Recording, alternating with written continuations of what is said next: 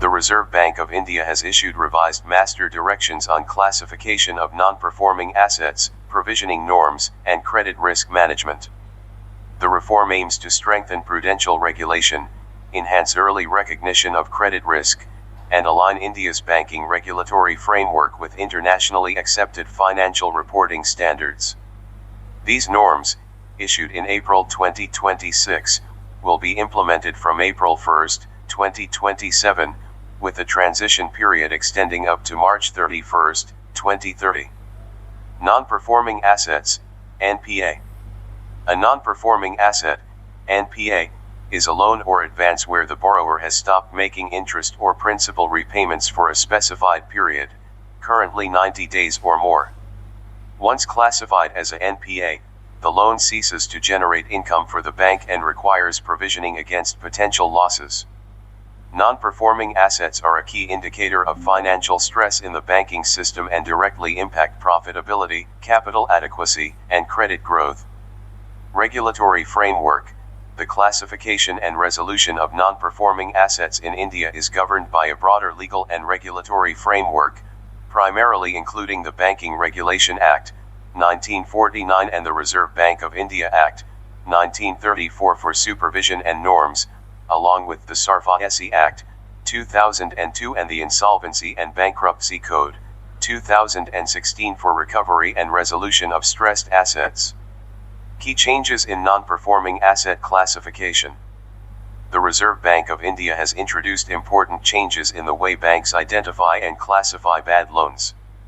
Borrower-level classification of non-performing assets. A major change introduced is the shift from loan-level to borrower-level classification. Under the revised framework, if any single credit facility of a borrower becomes a non-performing asset, then all other credit facilities extended to the same borrower will also be classified as non-performing assets.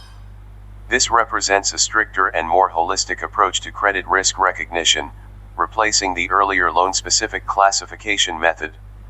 Continuation of 90-day overdue norm. The basic definition of a non-performing asset remains unchanged. A loan will continue to be classified as a non-performing asset if interest or principal payments remain overdue for 90 days or more. However, the impact of such classification has now been widened across all credit facilities of the borrower. Conditions for reclassification as standard asset. A borrower who has been classified as a non-performing asset can be reclassified as a standard asset only after full repayment of all outstanding arrears, including both principal and interest, across all credit facilities. Partial repayment or settlement of a single account will not be sufficient for reclassification. Mandatory automation in classification. The Reserve Bank of India has directed banks to implement automated systems for identification and classification of non-performing assets. This reduces reliance on manual processes, improves accuracy, and ensures timely recognition of stressed accounts. Introduction of expected credit loss framework.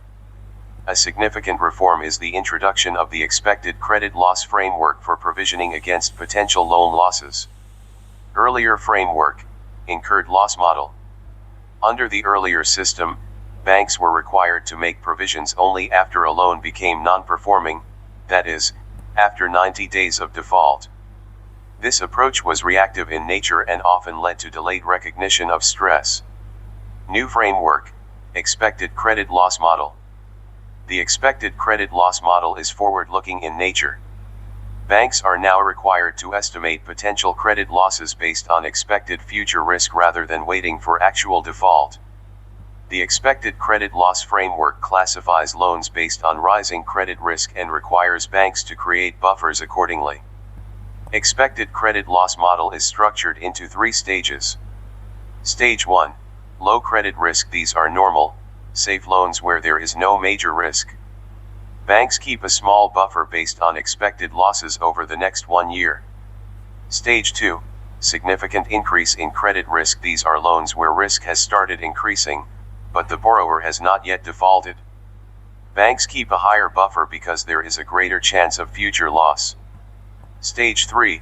Credit impaired assets. These are bad or defaulted loans. Banks keep the highest buffer because the risk of loss is already very high. This structure ensures earlier recognition of credit stress and strengthens the resilience of bank balance sheets. Effective interest rate methodology. The Reserve Bank of India has also introduced the concept of effective interest rate for calculating expected credit loss provisions. Under this method, interest income is computed based on expected cash flows from financial instruments, taking into account all contractual terms except potential credit losses. This replaces the earlier reliance on contractual interest rates. The change ensures that income recognition and provisioning reflect a more realistic assessment of risk-adjusted returns.